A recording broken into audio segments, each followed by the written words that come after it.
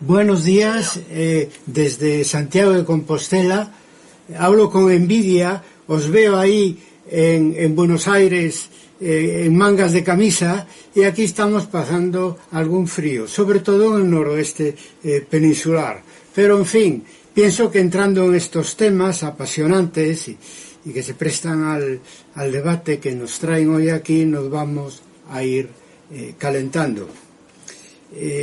Bueno, yo estoy muy contento de haber contribuido a esta publicación que hoy presentamos de Cuadernos de Historia de España, y en consecuencia estoy muy contento de haber contribuido al relanzamiento del Instituto de Historia de España con la nueva dirección, y por lo tanto mis felicitaciones a Mariano y sus colaboradores. La publicación que nos trae aquí es peculiar, ya se dijo antes, ¿no? Pero muy necesaria. Se hace poca historiografía y menos se hace historiografía marxista, porque aunque no lo ha dicho Carlos en su introducción, yo creo que él nos ha seleccionado a los cuatro que participamos en esta publicación por nuestra cercanía, más bien en pasado, pero bueno, en alguna medida hasta hoy en día, al marxismo historiográfico. Por lo tanto, se le presta atención grande, no solo a la renovación historiográfica en los años 70 en España, sino a la historiografía marxista. Eso le ha permitido a Carlos Astarita, y yo quería que eso se trasladara a todos los oyentes, que la realidad plurinacional de España, tan antigua como el Estado moderno, pues se refleja en todo, ¿no? En la política, en la historiografía, también el medievalismo. Y hablando de lo mismo, pues él ha notado, conforme le llegaban nuestras contribuciones, que bueno, que hay notas diferenciales, por lo cual la utilidad de esta publicación es doble, ¿no? Que se habla de la renovación de los años 70, específicamente la renovación por la parte del marxismo, también de Anales, y que se hace pues con cierto grado de diversidad, como lo es todo en España, salvo cuando se nos quiso convencer manu militare de que todos los españoles éramos unos e indivisibles. En muchas cosas somos uno, pero desde luego muy divisibles en otras, ¿verdad? Por lo tanto, ante todo, la utilidad. Y siguiendo con el tema del marxismo, para después ya entrar en otras cuestiones, yo quería aprovechar la ocasión para aportar 3 notas entre el ayer, el hoy y el futuro. Lo primero, que la historiografía marxista como tendencia historiográfica hace al menos 3 décadas que ha dejado de funcionar como proyecto colectivo, con sus órganos de expresión, con sus relaciones, en el caso de España, entre los diferentes núcleos de historiadores marxistas. Me refiero, claro, naturalmente, a los años 70. Lo segundo que quería decir es que después de la hegemonía clarísima a través del cambio entre de la historia política y la historia económica y social. Entonces, después de la historiografía marxista y la escuela de Anales, lo que ha venido pues fue peor. En primer lugar, un incremento de la fragmentación de nuestra disciplina y el retorno de la historia tradicional, de tipo político, de tipo institucional, de tipo biográfico. Y ahí se ha difuminado esa ambición que tuvimos los historiadores vinculados al marxismo y Anales, de hacer una historia que decíamos con inocencia e idealismo antes, que tenía que ser total. Yo me contentaría con que fuera global. Eso se ha perdido con la crisis de la historiografía marxista y de la historiografía de Anales en el último tercio del siglo pasado. Y ahí viene un poco la conexión entre lo que fuimos y lo que queremos que sea la historiografía en el siglo XXI. Desde Historia Debate estamos planteando una y otra vez que no queremos hacer una renovación historiográfica adecuada al nuevo siglo sin hacer tabla rasa de las vanguardias historiográficas del siglo XX. Y eso se refleja, en primer lugar, que el paradigma social es un legado que no se puede perder y que tiene que estar en las maneras de entender el oficio historiador en el actual siglo, junto con el paradigma feminista, el paradigma ecologista y el paradigma globalista. Sobre ese tenemos escrito bastante en Historia Debate y yo personalmente. Después el título que se ha celebrado ya por parte de Mariano y de Carlos, eso tan peculiar, tan poco común, ¿no? De tratar contemporánea y medieval a la vez, es decir, la transición democrática española y el medievalismo español. Bueno, eso transgrede. Aquí se habló de la rigidez académica. Bueno, transgrede, digamos, yo diría, el corporativismo académico que tanto limita nuestra disciplina. Estamos muy felices cada uno en su corporación, normalmente regida por la época que estamos investigando, pero claro, al mismo tiempo es una limitación, porque el oficio de historiador no puede dejar de ser interdisciplinar, transversal, referente a las épocas históricas y a los diferentes enfoques. Por lo tanto, es realmente transgresor el título, transición y medievalismo. Y la prueba de lo que estoy diciendo es que cuando se hace historiografía normalmente no se tiene en cuenta el contexto histórico. Es terrible, ¿no? Porque somos historiadores y cuando investigamos un hecho histórico no se nos ocurre prescindir del contexto. Y cuando nos estudiamos a nosotros mismos, es decir, cuando hacemos historiografía, prescindimos con alta frecuencia del contexto histórico para explicar el cambio, en este caso, el cambio historiográfico. Y no se puede aislar el cambio historiográfico del cambio político.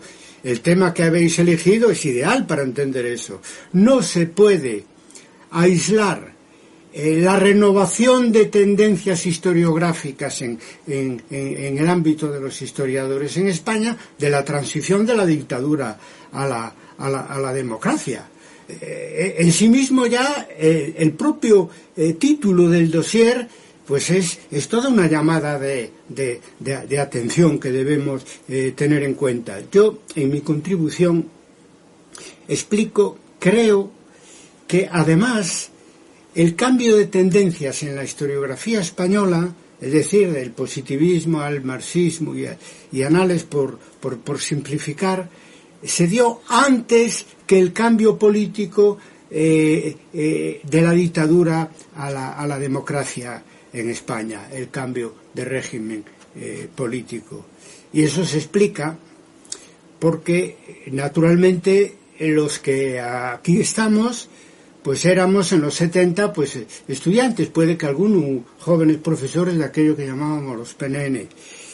Y las universidades en el tardofranquismo fueron verdaderas islas de libertad y de ese ambiente de vivir anticipadamente una libertad que llegó para todos los españoles unos años después, pues explica claramente lo que estoy diciendo, es decir, que además el cambio historiográfico, el cambio cultural, el cambio académico es anterior en las universidades a lo que va a suceder después en el conjunto de España. Yo, para demostrarlo, solamente un ejemplo, que es las primeras jornadas de metodología aplicada en la Universidad de Santiago en el año 1973.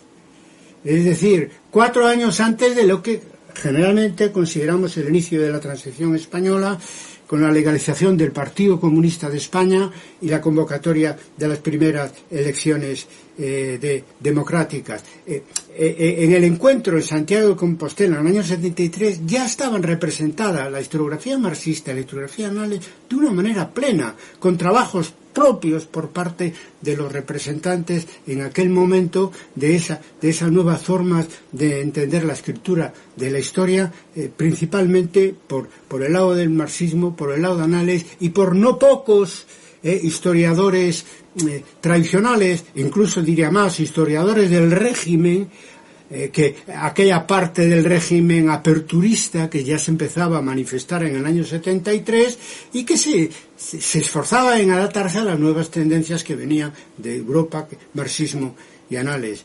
Yo es que todavía recuerdo que 2 años después, en 1975, en 11 ensayos de historia, unas conferencias que se dieron en la Fundación Marx en Madrid, Luis Suárez, que sería después, no mucho después, el primer presidente de la Fundación Francisco Franco en democracia, Luis Suárez defiende la historia total con estos términos.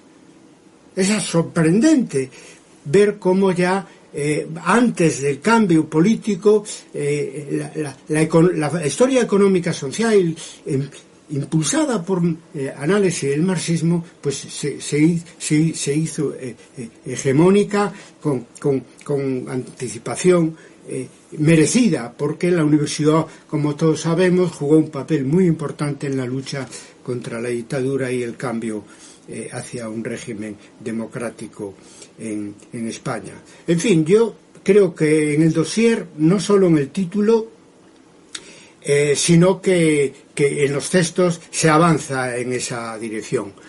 Deciros que en todo caso queda mucho por investigar si queremos hacer historiografía con contexto, también en cuanto a la renovación historiográfica en España y su relación con la lucha contra la dictadura y después la transición hacia la democracia.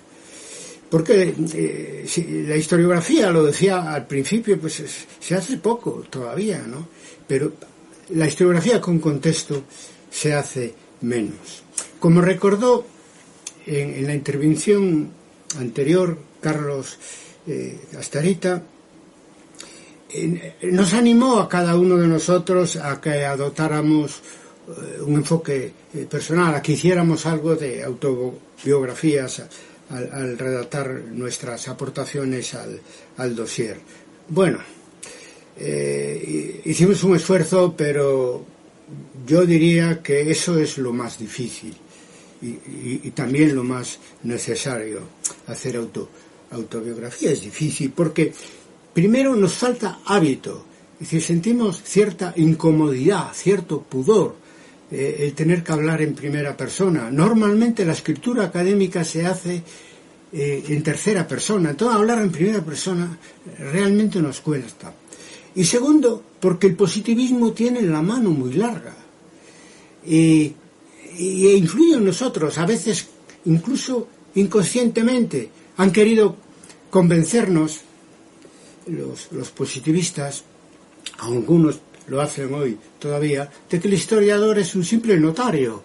Simplemente él toma nota de las fuentes, extrae datos y sin intervenir demasiado, pues transforma esos datos extraídos de las fuentes en un simple relato. Entonces, si el historiador es como un notario, pues no tiene interés saber lo que piensa ni lo que hace, fuera del ámbito académico.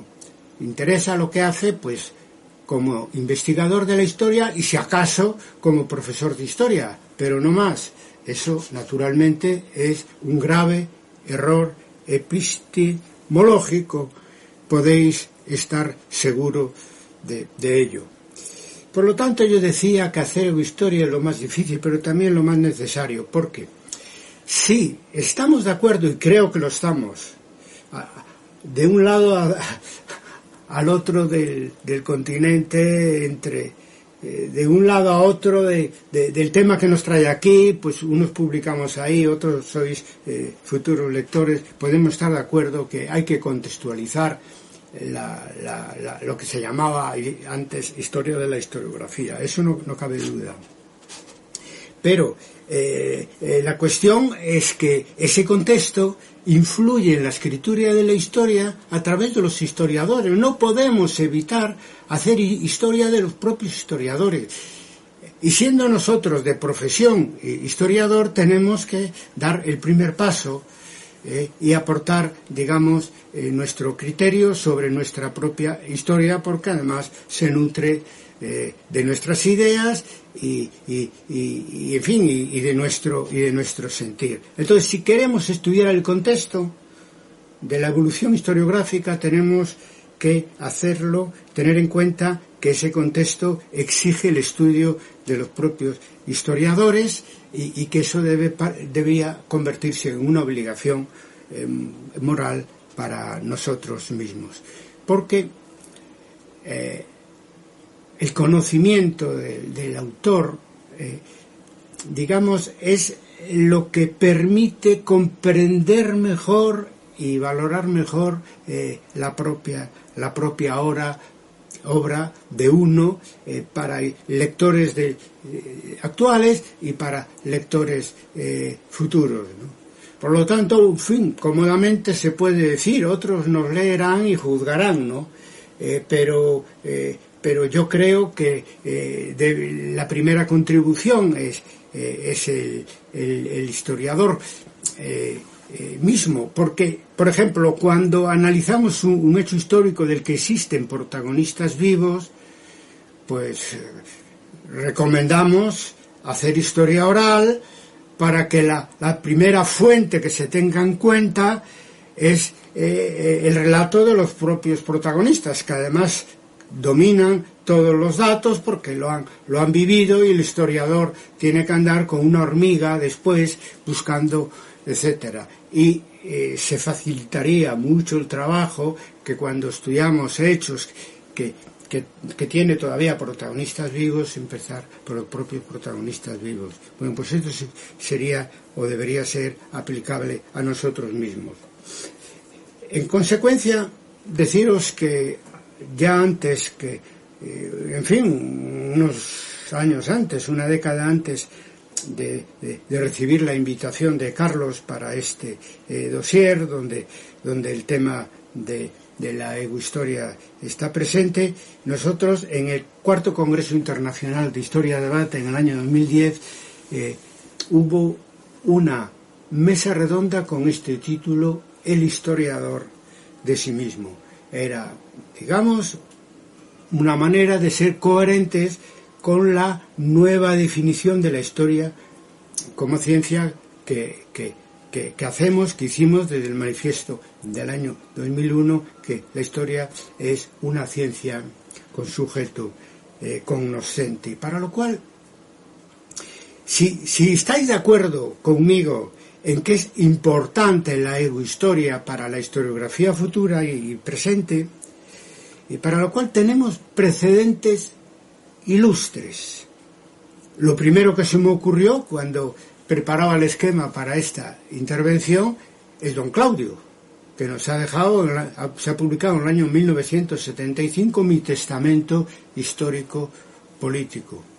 Pero, en realidad, si queremos seguir el hilo de la evolución historiográfica del siglo pasado, habría que prestar atención a la escuela de anales, es decir, a la historiografía francesa. Marc Bloch, en el año 1940, escribió un opúsculo que se publicó después, en el año 1946, como La extraña derrota. Bloch relataba un año después la entrada del ejército de Hitler en Francia. Él era en aquel momento oficial del ejército francés, un oficial además del Estado Mayor, y vivió como un drama público, un drama nacional y como un drama personal la escasa resistencia que ofreció el ejército francés a los ejércitos de Hitler, ¿no? Y lo dejó en una obrita que tiene un valor para lo que estamos hablando aquí muy grande, Porque modesto como era Marc Bloch, dice, bueno, esto es el humilde testimonio de un historiador de campaña, es decir, además un historiador medievalista, como quitándose mérito a sí mismo, pero ese documento no solo es un ego documento historiográfico, es además, digamos, un precedente que quedó en suspenso, no tuvo demasiada continuidad, pero importante de lo que hablamos aquí como egohistoria. Evidentemente tiene un valor enorme, porque con toda la capacidad que como historiador y madurez que tenía Bloch, imaginaros lo valioso que es un análisis al año siguiente de la derrota del ejército alemán que posibilitó la ocupación francesa por parte del Tercer Reich. Yo pienso que, aunque no lo dice inspirado en eso, en 1987 Pierre Nora lanzó en Gallimard una iniciativa pues sorprendente, como todas las de Pierre Nora, ¿no? Y que se tituló Ensayos de Historia. Y ahí consiguió la participación, hicieron sus textos de historia, pues Duby, Le Goff, Zony, Raymond, Aguilon, Perrault, es decir, medievalistas, modernistas, contemporaneistas. Bueno, es el punto de partida más sólido para hacer, si queremos retomar, como yo creo que hay que hacer, esta línea de investigación de historia en el siglo XXI, porque no solo hablan de lo académico y de lo historiográfico, es que lo enlazan muy bien con lo civil, con lo laico, con la religión, y cada uno pues va contando cómo evolucionó de una manera combinada en lo social, en lo político, en lo económico y en lo cultural. Tiene mucho valor. No tuvo continuidad porque en 1987 Annales ya estaba en crisis. Y fijaros hasta dónde llegaba esa crisis ya, que en esos años François Furet, en una mesa redonda publicado en la revista Annales, decía: lo único que tenemos en común es haber pertenecido al Partido Comunista Francés. Por lo tanto, venía a decir que ya lo que es el proyecto colectivo de Annales ya no tenía sentido a la altura de los años 80. Por desgracia, fue así. Aunque algunos intentaron y continuaron, hicieron un tournant critique en 1989, pero etcétera. Eso fue así. Tampoco era verdad eso que todos habían sido miembros del Partido Comunista Francés. Lo que sí era cierto en el caso del Pass and Present, ¿no? Que fue creado, como todos sabemos, por una célula de historiadores del Partido Comunista Británico. En el caso de Francia, bueno, eran del Partido Comunista.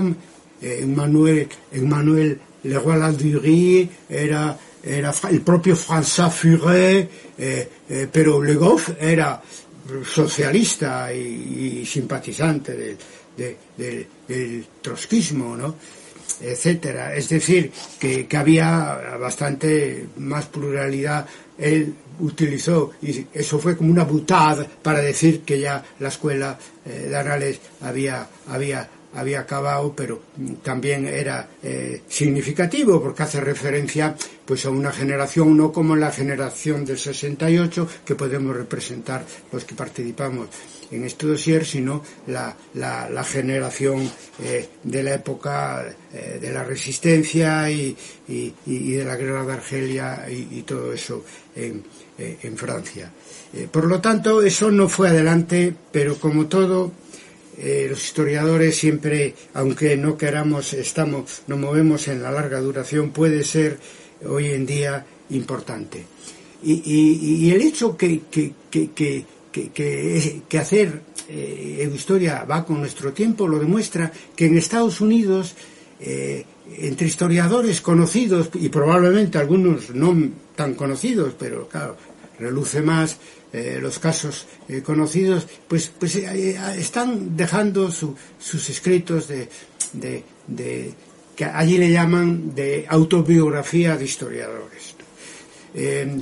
Jaume Aurel, de la Universidad de Navarra, ha publicado en inglés, porque él se formó un poco en Estados Unidos, pues un trabajo sobre las autobiografías de historiadores norteamericanos. Después se ha hecho otra sobre las autobiografías de historiadores hispanistas, etcétera. Por lo tanto, ahí hay un camino que se puede seguir y que se debe seguir, en nuestra opinión, en la mía y en la opinión de nuestro movimiento historiográfico. De lo que se trata es de ser capaces de entrelazar dos dimensiones. Una cosa que sería la autobiografía intelectual, historiográfica, que es lo más fácil, porque es una manera de escribir sobre el currículum de una forma narrativa, y que no deja de ser importante, lo es muy importante, pero que eso esté en conexión continua con la otra dimensión de la que hablamos, que se refiere naturalmente a una historia más individual, historia autobiográfica más individual, más familiar, más social, más política. Bueno, hay algunas experiencias cercanas a nosotros, por ejemplo el caso, la autobiografía familiar y personal de Bartolomé Clavero. En mi propia facultad, Justo Beramendi está trabajando también sobre su propia autobiografía. Por lo tanto, hay mucho que hacer y se puede hacer. Con la diferencia siguiente, porque eso sería aplicable también a otros académicos, y de hecho existen autobiografías académicas, normalmente que se reducen a lo académico, a cómo fue evolucionando, digamos, la investigación del propio autor, pero es con todo, pues igual que el medievalismo y sus cambios hay que relacionarlos con el contexto, pues nuestra propia autobiografía académica hay que relacionarla con el contexto y con los compromisos que vamos adquiriendo y poniendo en práctica, no solo dentro, sino también fuera de la academia. Entonces, claro, ¿en qué se diferencia una autobiografía de un historiador de una autobiografía de otro académico? Pues en el factor tiempo, fundamentalmente. Es decir, nosotros tenemos que ser capaces de, con nuestros recuerdos y documentos, que pueda haber nuestros propios escritos, si existen, o si no, los recuerdos de otros cercanos a nosotros, ser capaces de estudiar nuestra propia historia como una evolución continua e interrelacionada entre lo personal, la obra y el contexto cambiante. Bueno, acabo ya. A estas alturas de la vida yo pienso que el autoanálisis histórico, historiográfico nos hará bien. Feliz Navidad y suerte con la final del Mundial para el próximo domingo. Muchas gracias.